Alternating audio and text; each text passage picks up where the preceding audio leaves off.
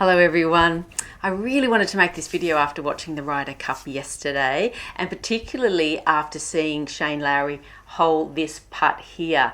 And it's what he said about what he was thinking over this putt that really struck me as such an amazing thing to have going through your mind when you're under pressure and about to, try and make a putt that really means the world to you. Now, I'm not saying you'll all find yourself in the Ryder Cup type situation, but you also, you're out there and you're playing in comps and things that are important to you and you really want to do your best in. So the sorts of things that the pros are thinking to themselves, particularly over a putt like this, it can be really helpful for you. So let me set the scene for you because it's such an important putt here. You can see that Europe are not doing very well. They're 9-3 down. This is at the end of day 2 out of the 3-day tournament. They desperately need every single point they can get. Now this putt is on the 18th. The European team, which is Lowry and Hatton, are 1 up against Finau and English. It's been going up and down all day. Hatton, the European player who's partner to Lowry, who's about to putt, he had just holed a pretty good putt, about a 6 to 8 footer on the previous hole to give them the 1 up lead going down the 18th.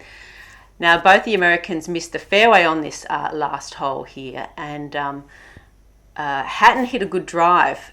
But then his second shot ended up in the bunker. Lowry ended up in the bunker off the tee, had to just chip it out, and he hit his third shot to here. So this is a par putt. Both, so Hatton came out of the bunker really poorly, so he's out of the hole. The Americans already have the 4 on this hole. So even though they missed the fairway, one of them, English, managed to get it onto the green, and a fairly long way away, these 2 putted. So essentially, this putt is for a par. After hitting it in the bunker, chipping out and hitting his third shot to here, which was an amazing shot. And this is to win the match, and it's a desperately, desperately needed point. So you can imagine how nervous Lowry is right now. So let's have a little watch now.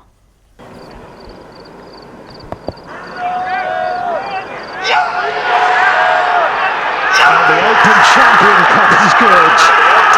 The Open Champion lets loose. That's fantastic right there. Look at the emotion. Now bear in mind that this particular week is just at the end of COVID and there's very few European fans. I think every European fan was on that green.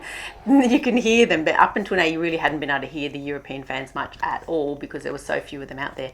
So they're really up against it this week. But you can see how excited he is and how, overwhelmed he is to have holed that putt. Now that is not an easy putt. We're talking, 10 foot, 12 foot to win such an important match like that.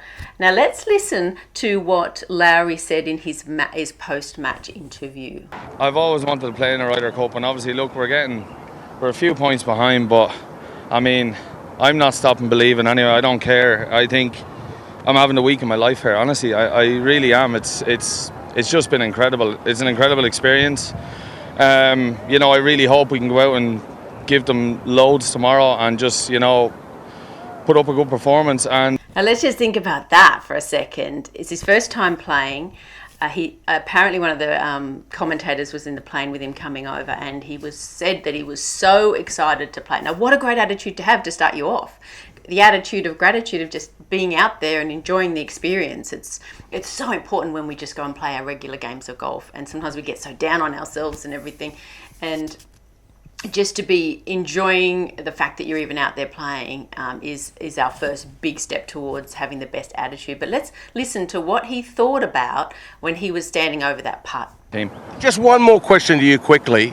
What do you think over a putt like that when it's so important? I said to Bo before I hit the putt, I said, I'm made for this. I said it to him. I said, Bo, I'm made for this. This is it. And I didn't know I was going to hold it, but I knew I was going to try my best, and I'm so happy it went in. Wow. That blew me away. When he said, I'm made for this, I thought, isn't that just the best thing to be thinking of in such a difficult situation? Now, we can use something slightly less grandiose probably for the, you're out there in the comp on a Sunday or whatever it might be. But something similar that can work for you would be, I'm just trying to have fun here, or I'm just going to try and enjoy this, or this is what I practice for, or this is why I play golf, or these fun sort of challenges. And instead of, oh my gosh, what if I miss this? this, oh no, I'm going to let my partner down, or I'm going to look like an idiot, or whatever, all those terrible things that go through our heads.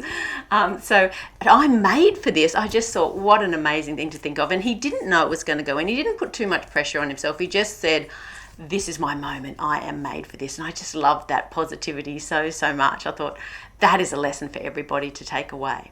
Now, if you find yourself getting down and negative, and you tend to be that sort of grumpy golfer that really spoils your own experience and potentially those around you, if you're losing your temper and things like that, I have a new 4-week course all about the mental side of the game. How to think like the pros, how to keep your attitude good when you're out there, how to save loads of shots the easy way by thinking positively, and bottom line, get so much more enjoyment out of your game because you are happy out there. So there's a link to that course in the description, my new 4-week mental game changer course. So hopefully you can grab a copy of that, and then you can start thinking like Shane Lowry does.